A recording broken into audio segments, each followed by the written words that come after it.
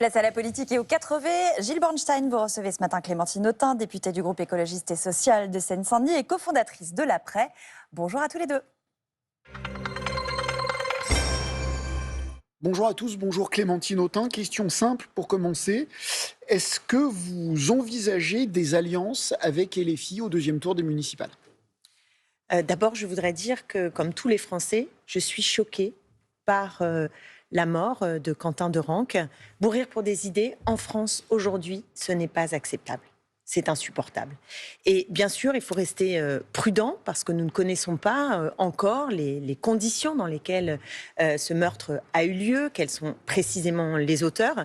Mais ce que nous savons déjà, et qui me touche très particulièrement, c'est que des jeunes antifascistes ont frappé un homme à terre et de manière très brutale, très violente. Et ça, c'est évidemment insupportable parce qu'on ne peut pas lutter contre le fascisme avec des méthodes antifascistes. Parmi ces jeunes antifascistes dont vous parlez, deux, alors on ne sait pas ce qu'ils ont fait précisément, si ce sont eux qui ont porté les coups mortels ou pas, mais deux sont des assistants parlementaires d'un député LFI. Oui, précisément. Et c'est pourquoi il y a besoin d'avoir des mots d'apaisement. Je regrette que depuis que ce drame de Lyon a eu lieu, il y a une espèce d'ambiance, de démesure, d'outrance, de chasse à la France insoumise qui n'est pas acceptable. Chasse à la France insoumise, vous Bien diriez. sûr, oui. Et de l'autre côté, les mots de l'apaisement, les actes de l'apaisement, nous les attendons du côté de la France insoumise. Donc moi, je veux éviter, si vous voulez, le double Jean-Luc Mélenchon écueil. doit être plus clair. Oui, le double écueil qui est d'hurler avec les loups contre la France insoumise, parce qu'on voit bien qu'il y a une opération d'instrumentalisation de cet événement pour nuire non seulement à la France insoumise, essayer de détruire la France insoumise, mais en réalité l'ensemble de la gauche et le camp de l'émancipation. C'est ça la manipulation. Pendant que on continue de faire tapis rouge pour l'extrême droite, pendant qu'on continue de ne pas voir que les milices fascistes, elles, tuent depuis longtemps en nombre, dans une impunité incroyable. À Lyon, c'est tout à fait le cas.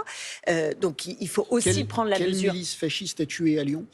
Ah ben, vous avez des groupuscules de Lyon. Si vous prenez depuis 2022, c'est 12 personnes qui ont été tuées. Et les actes, les nombres d'actes violents qui sont souvent à caractère raciste, homophobe, eh bien, on ne peut pas dire qu'on fasse la lumière dessus et qu'on en prenne la mesure, et y compris qu'on prenne les sanctions nécessaires.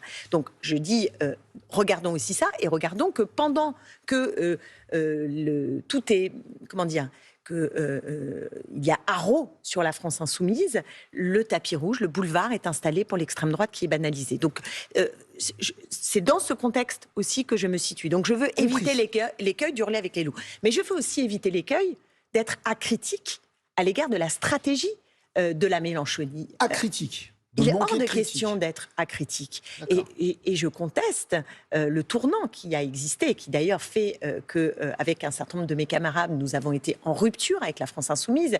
C'est-à-dire que cette démesure dans la parole, cette volonté de ne parler qu'à un public radicalisé et se mettre à distance du rassemblement nécessaire qui nous permettrait de gagner un certain nombre d'ambiguïtés sur des sujets, eh bien tout cela, aujourd'hui, doit être clarifié, et j'attends les mots, et je regrette que Jean-Luc Mélenchon, au siège du POI, encore il y a 2 jours, faisait l'éloge de la jeune garde, pendant que, comme vous le disiez, eh bien, nous avons des membres de la jeune garde qui sont en garde à vue. Donc c'est pour ça que cette clarté est nécessaire pour l'apaisement. Je vous le redis, Gilles Bornstein, je n'ai qu'un souci aujourd'hui, c'est que la situation s'apaise. Je suis inquiète pour mon pays, parce que je trouve que il n'y a plus de rationalité. Quand j'entends aux questions d'actualité Monsieur Wauquiez qui dit « doit cesser l'impunité dont bénéficie LFI dans la République », ça n'a aucun sens, ça n'existe pas. Quand le Premier ministre nous dit que la France insoumise devrait être condamnée, mais condamnée pourquoi ? On n'y comprend plus rien. Vous voyez ce que je veux dire ? On n'y comprend plus rien. Parmi les mesures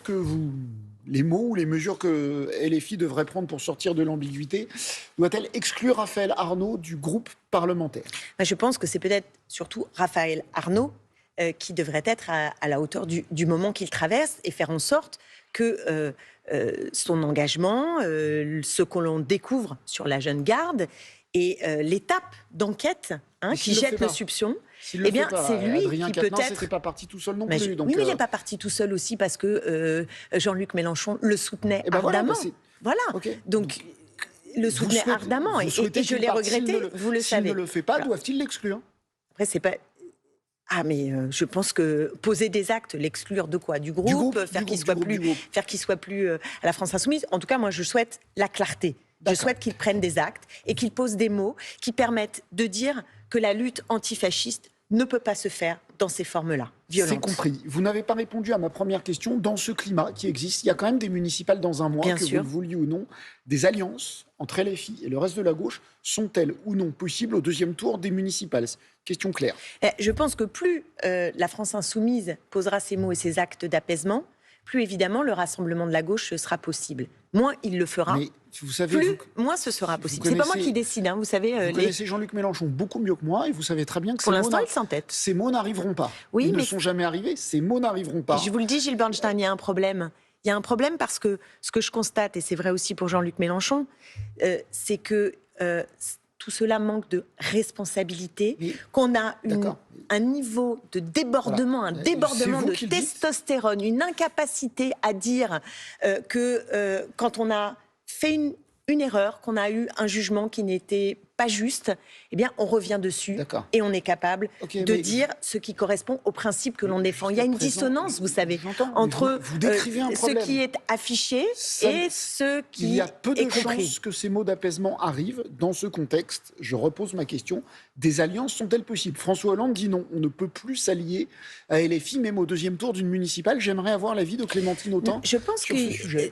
Ce qui me dérange, c'est d'abord, je vous l'ai dit, je suis contre l'hallali et le fait de tout jeter la France Insoumise, et je pense qu'il y a des accusations qui ne sont pas fondées, donc il faut de la rationalité là-dedans. Et deuxièmement, pour gagner à gauche, nous avons besoin du peuple insoumis, qui n'a pas signé pour ça, Gilles Bernstein.